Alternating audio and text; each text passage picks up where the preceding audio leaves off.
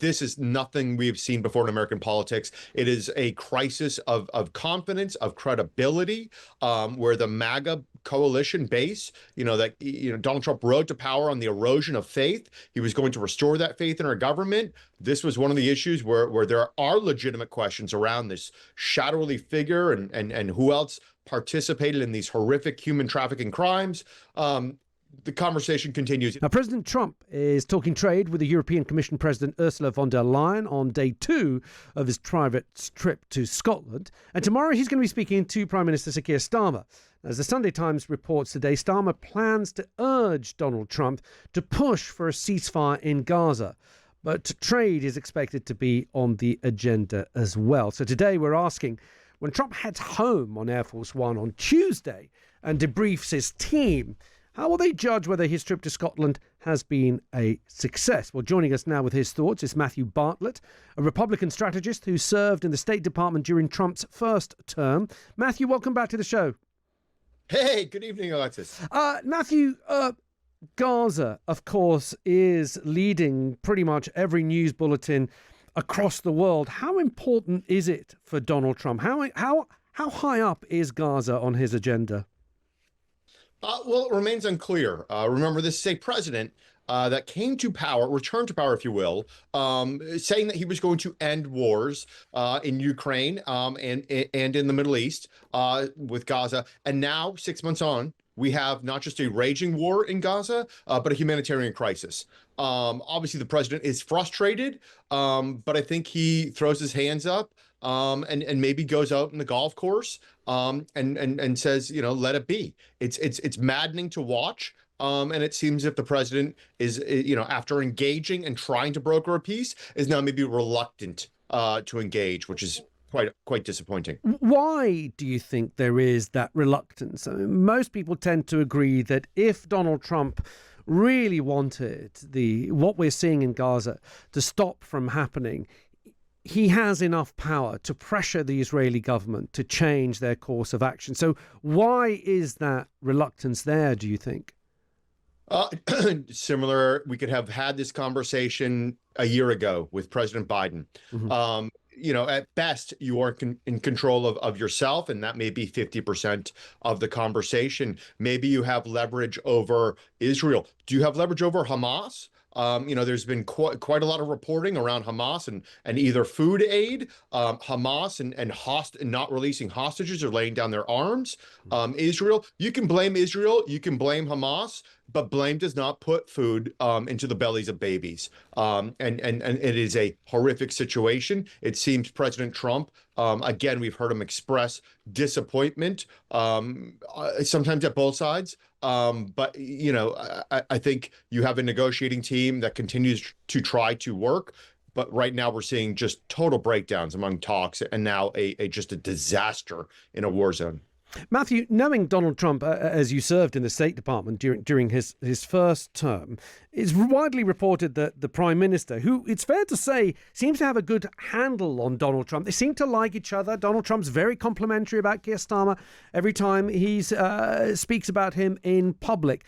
Is it a good idea for Keir Starmer to try and pressure Trump to take action in Gaza? This might be a field that they both have different policies, foreign policies. What do you make? Would you advise Keir Starmer to go ahead? Or would you say to him, do you know what, maybe you might want to swerve this one if you want to keep your sweet relationship with the president? The special relationship is real. And it is recognized by leaders of this party on this side of the pond, as well as in the UK. So utilize that. I think the Prime Minister, you saw his personal touch, how they get along in the Oval Office and beyond. Pressure. We've seen reporting over the decades of how people are going to try to pressure and publicly shame or try to bend Donald Trump. I think having a legitimate conversation in good faith always seems to work well. The president is always happy to take input, a variety of input from different people, different perspectives, not always agree. But I think the two share a concern around Gaza and the people. Again, President Trump is a force for peace. This is a question of maybe, trying to provide a new pathway forward. It is a very messy process, but one would think that the topic would absolutely come up. And what about the negotiations with Ursula von der Leyen? What do you think President Trump is going to be after in this trade deal that he told us when he landed that is 50-50 whether he's going to be able to make a trade deal with the EU? What is going to please Donald Trump? What is going to please his base? This is one of the most critical questions, critical details. A trade deal with the EU, arguably our greatest trading bloc, yet the coverage has been minimal, and the conversation has been almost flippant. A 50-50 toss of the coin at best. It sounds as if, there's much more focus on maybe shooting under par on the golf course than it is in accomplishing one of this, crescendo signature trade deals. The president feels as if, trade is on his side, meaning he is happy to impose these tariffs. He does not believe the American consumer is paying for them. He believes that either companies, or private companies or other countries will be paying it. He is happy to keep it where it's at or happy to have a conversation. Whether it's true or not, he feels as if the leverage is on his side. We will see how these talks proceed today. But as you said, they are probably, critical to the jobs and futures and fortunes for individuals and companies and countries in the future to come.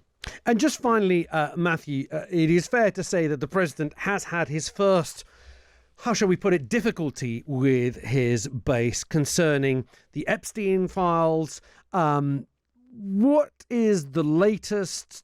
Is Donald Trump actually able now to put that topic behind him, perhaps with a new trade deal with the EU, perhaps with some sort of intervention on Gaza? Is the whole issue about the Epstein files now starting to diminish for the president, or is it still something that he still has to deal with? Yeah, I'm not sure the issue of the Epstein files is going away. As you said, this was a friendship, and now this is a political headache that continues to haunt the president. It is asymmetric. It is almost apolitical. This is certainly not based in ideology. One could argue the president had a wonderful month, a trip to the Middle East, a successful trip to the region, his signature piece of legislation, the taming of the markets around tariffs. Yes, there continues to be challenges, but this is nothing we've seen before in American politics. It is a crisis of confidence, of credibility, where the MAGA coalition base, Donald Trump rode to power on the erosion of faith. He was going to restore that faith in our government. This was one of the issues where there are legitimate questions around this shadowy figure and who else participated in these horrific human trafficking crimes.